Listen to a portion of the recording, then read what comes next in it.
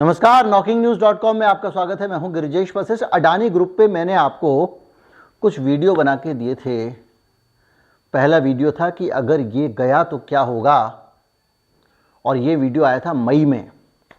अभी हाल में मैंने फिर से एक वीडियो बनाया था, क्योंकि मई में मैंने जो वीडियो बनाया था वो बात पूरी तरह से सही साबित हुई थी।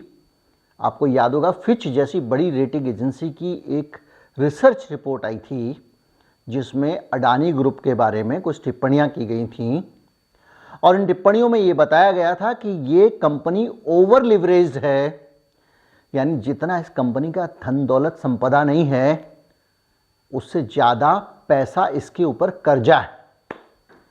तो अगर ये स्थिति है तो इसमें अडानी ग्रुप खतरनाक हो सकता है। जब तक ये बढ़िया कमा रहा है तब तक ये बढ़िया कर रहा है, इस पर हम बात करेंगे। अभी अब समझने की कोशिश करेंगे कि जो हमने मई में कहा था, जिसको फिच की अभी रिपोर्ट आई थी, फिच ने वापस ले लिया, उसको वापस लेना पड़ा और उसने लिखा कि कैलकुलेशन गड़बड़ हो गए थे। अब अडानी ग्रुप ने भी उसको कैसे स्वीकार किया है गलती को, और इसका भविष्य में आर्थिक प्रभाव क्या होगा, इस पे बात करेंगे। कहीं मत जाइए, चैनल को सब्सक्राइब कर लीजिए। मैं अभी हाजिर होता हूं।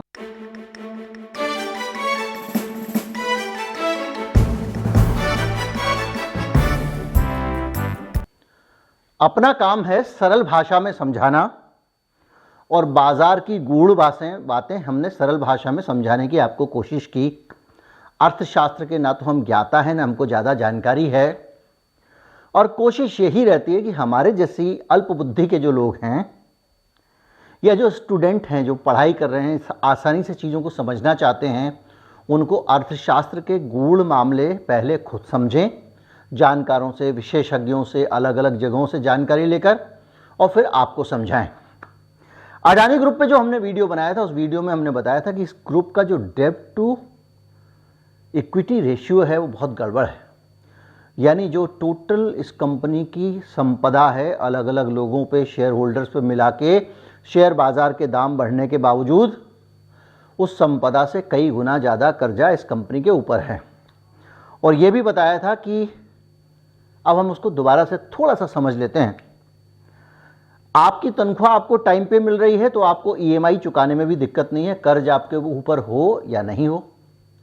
आपने गाड़ी का लोन लिया हुआ है, घर का लोन लिया, सारे लोन लिए हुए हैं, लेकिन आपकी दुकान अच्छे से चल रही है तो कोई दिक्कत नहीं, आप चुका सकते हैं। भले ही आपकी अपनी हैसियत 20 लाख की हो, लोन आपने 40 लाख का ले रखा हो। असल दिक्कत तब आती है जब आपकी दुकान थोड़ी सी लड़खड़ाई, थोड़ी सी खिसकी, या आपके वेतन में कुछ गड़बड़ हुई, तो फिर बैंकों को चिंता होनी चाहिए, क्योंकि फिर आप चुकाने की हालत में नहीं रहेंगे। अडानी ग्रुप पे भी आप यही लागू कर सकते हैं। अभी सड़पट घोड़ा दौड़ रहा है तो दौड़ रहा है, जिस दिन लड़खड़ाएगा उस दिन इतना ज़्यादा कर्जा चुकाने के लिए पैसे कहाँ से आएंगे। और यही चिंता देखकर ही बैंक जब आपको लोन देता है तो वो आपका असेसमेंट करता है कि भैया आपकी रीपेइंग कैपेसिटी कितनी है, उतने ही लोन देंगे।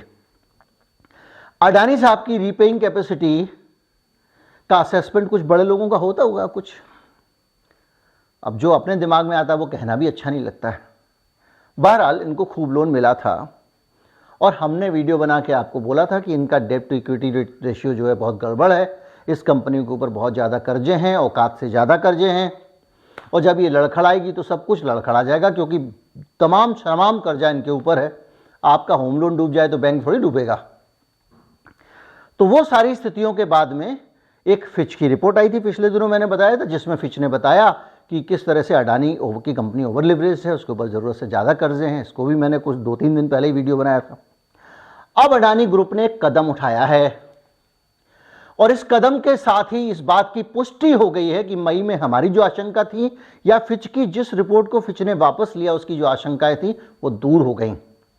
अडानी ग्रुप का खंडन भी आया था कि साहब ये रिपोर्ट गलत है, क्योंकि हमारे कर्जे बैंकों के काफ़ी कम हो गए हैं। अभी क्या हुआ है, एक एफपीओ होता है, एफपीओ वाला नहीं जो खाने के ऊपर लिखा रहता है, फूड प्रिजर्वेशन ऑफिस का लाइसेंस, जो पुराने ज़माने में होता था।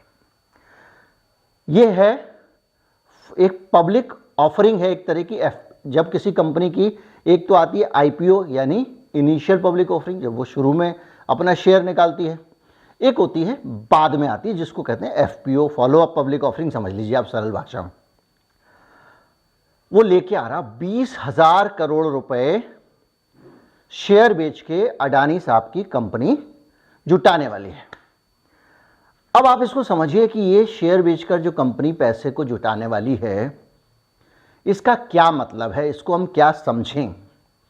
इसका मतलब यह है कि कंपनी अपने शेयर लोगों को दे देगी। 75% के आसपास शेयर तो खुद अडानी साहब की फैमिली के पास ही हैं। तो लोगों को शेयर दे देंगे और लोगों से पैसा ले लेंगे।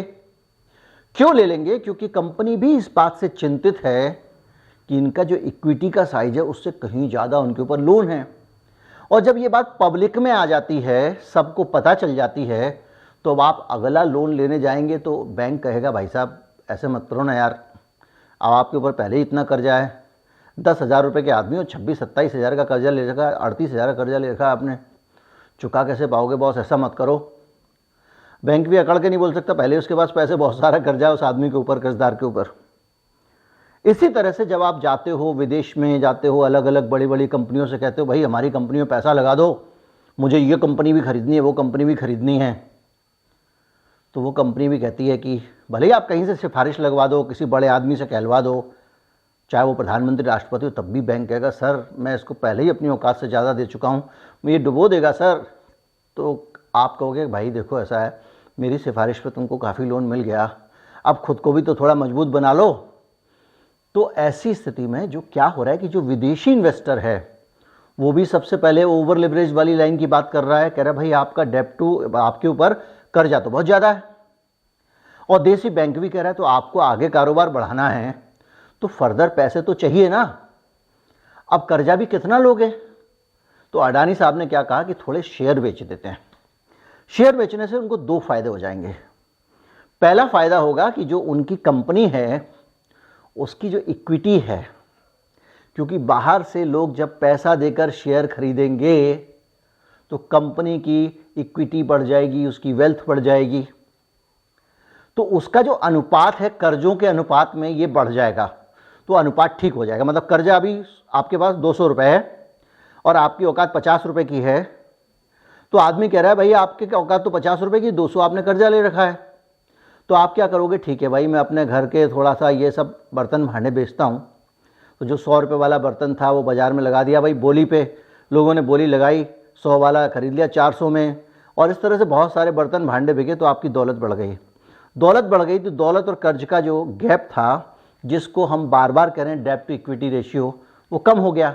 जब वो कम हो गया तो अडानी साहब के पास में अब फर्दर इन्वेस्टमेंट आने लगेगा, बाहर से पैसा मिलने लगेगा। और दूसरी बात ये कि वो बैंक के पास जब फिर से जाएंगे चौड़े होके, हाँ भाई कर्जा दे दे, तो बैंक ये नहीं कह पाएगा कि आपके ऊपर बहुत सारे कर्जे हैं।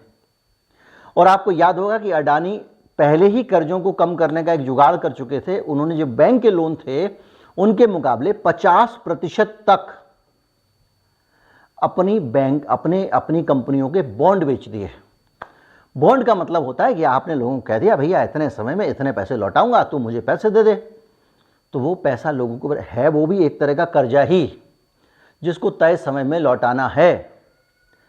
अब आप अंदाज़ा लगाइए जो सीन बन के आ रहा है, वो सीन ये बन के आ रहा है कि दिखने को तो अडानी साहब के कर्जे उनकी अपनी हैसियत के हिसाब से जो ज़्यादा थे वो गैप कम हो गया, लेकिन एक्चुअल जो है वो सिचुएशन ये बनने जा रही है कि आने वाले समय में अडानी साहब और कर्जा ले सकते हैं, और अडानी साहब के अंदर और इन्वेस्टमेंट उनकी कंपनियों में आ सकता है लोग उनको। अब दूसरा एक चीज़ और भी है कि आज की तारीख में ये करना बहुत फ़ायदे का सौदा इसलिए भी है कि भाई अगर आप कर्जा लेने जाओगे तो पूरी दुनिया में कर्जे का रेट बढ़ा हुआ है, वो अमेरिकन फेड ने इतना रेट बढ़ा दिया है, तो जहाँ से भी पैसा उठाओगे बहुत महंगा मिलेगा। तो ये सही समय है कि आप अपनी इक्विटी निकाल दो, अपने शेयर बेच दो, तो आपको ब्याज भी ज़्यादा नहीं देना पड़ेगा, आगे के लिए लोन लेने का रास्ता भी आपका खुल गया, और दूसरा फ़ायदा आपको ये हो गया कि आपको दूसरे लोग भी और इन्वेस्ट करने लगेंगे आगे के लिए।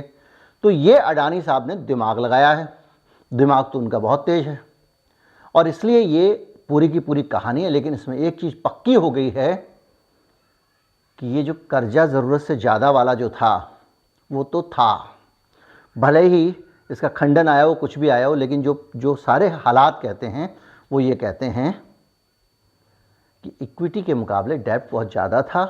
अडानी अब उसको ठीक करने की कोशिश कर रहे हैं, लेकिन इस चतुराई से ठीक कर रहे हैं कि उनके दोनों हाथों में लड्डू है। और यही दोनों हाथों में लड्डू एक ऐसी वजह जिसके कारण माना जा रहा है कि जब भी ये FPO आएगा तो उनके शेयर अर्रा के बिकेंगे, खूब पैसा उनको मिलेगा। उम्मीद करता हूँ वीडियो आपको अच्छा लगा होगा। अच्छा लगा हो तो ज़्यादा से ज़्यादा लोगों तक पहुँचाएँ, चैनल को सब्सक्राइब कर लें। नमस्कार, जय हिंद।